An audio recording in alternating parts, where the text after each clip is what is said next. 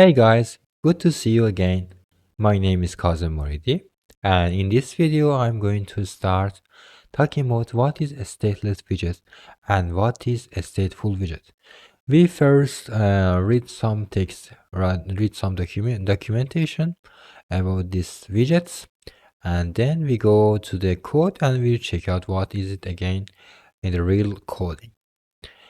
So what is stateless widget? As you can see, I checked out the official documentation of Flutter, which is api.flutter.dev, Flutter and widget, stateless widgets, and dot class HTML.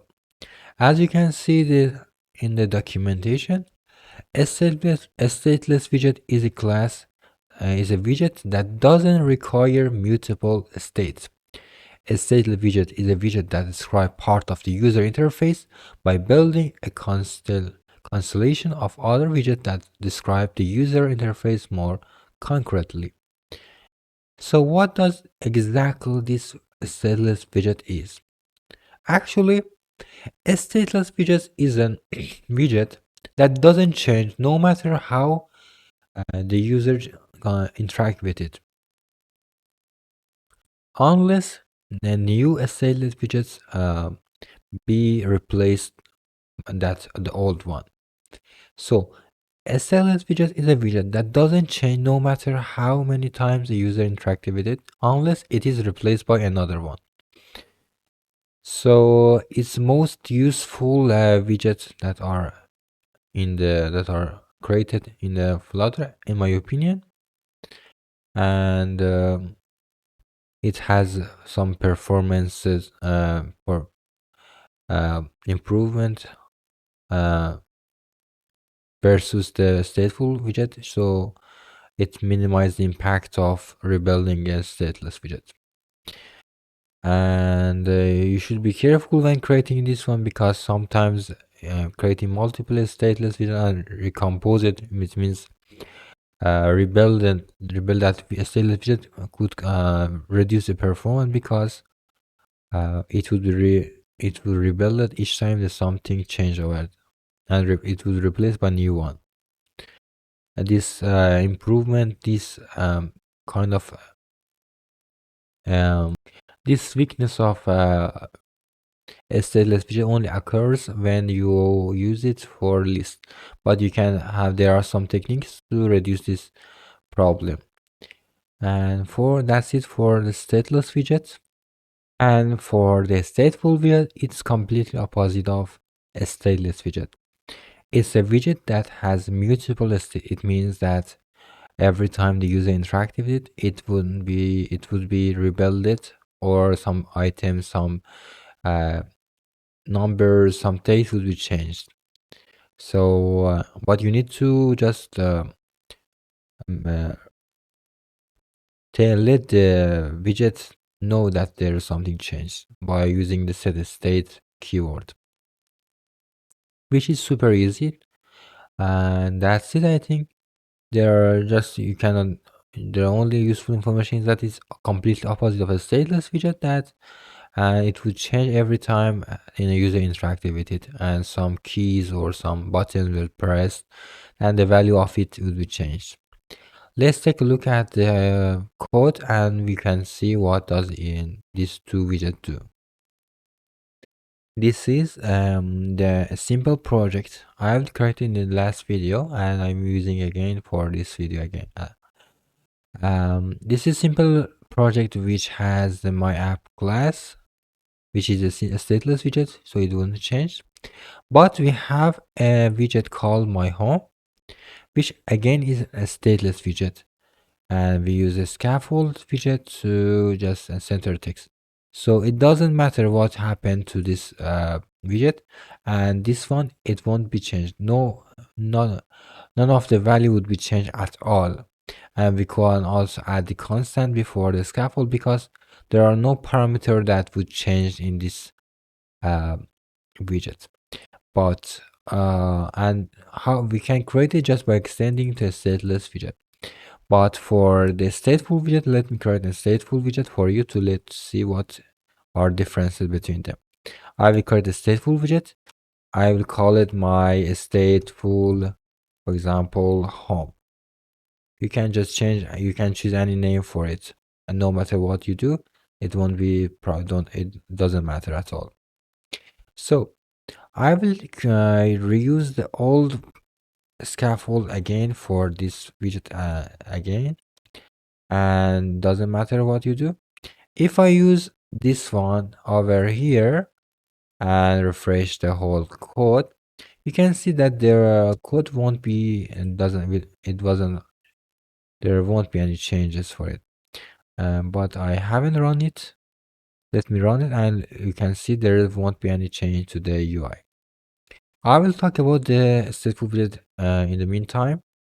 So let's go ahead.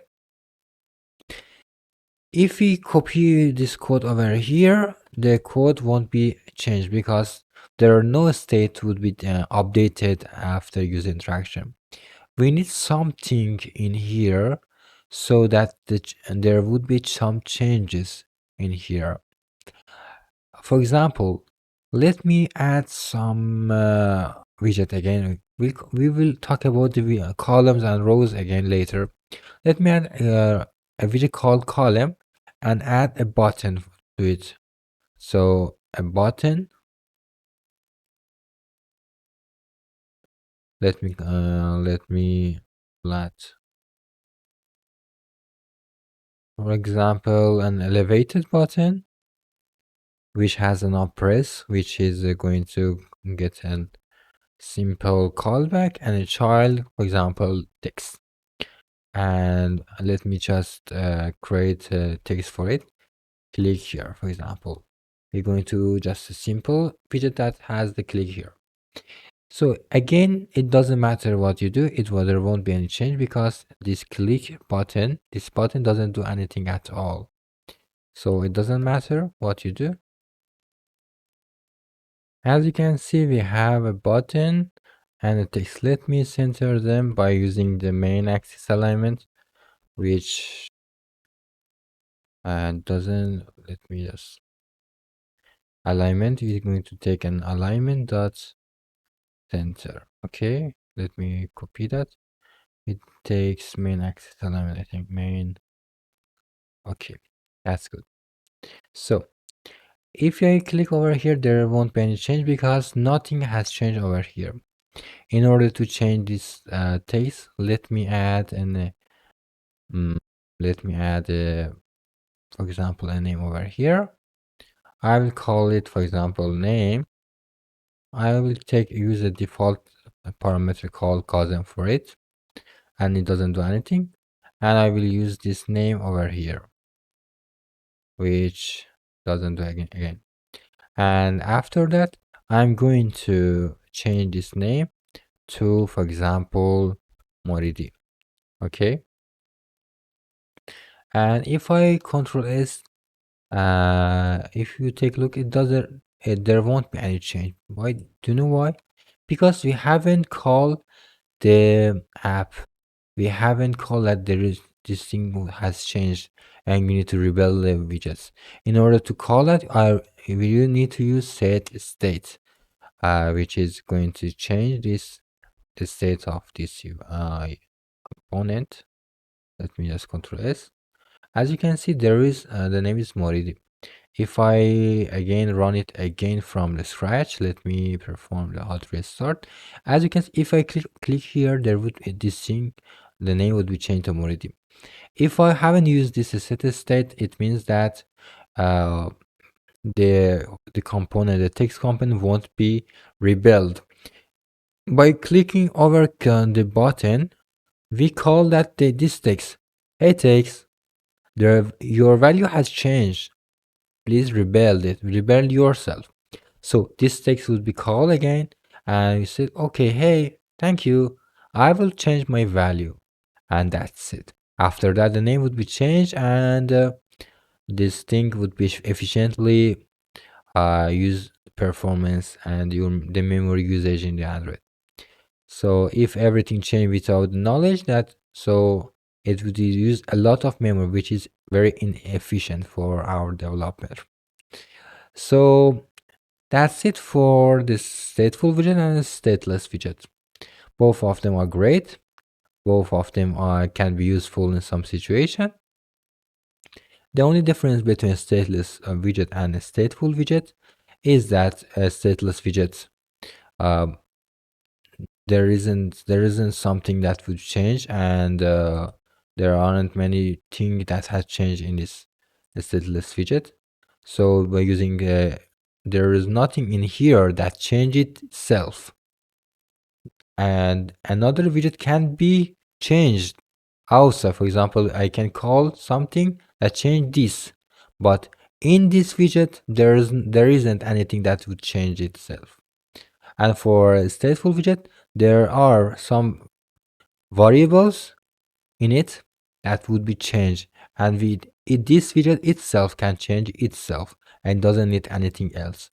We would talk about this stateful widgets and stateless widget a lot in these videos, and this is just the beginning of the tutorial. We have a lot of works with both of them. We are going to learn them by everything. We need to, but for now you should understand that the stateless widget won't be changed and the stateful widget would be changed its values. I think that's enough for this video. If you like my videos, please consider leaving a like or comment in my videos, and consider subscribing my channel. Thank you for your time. Happy coding.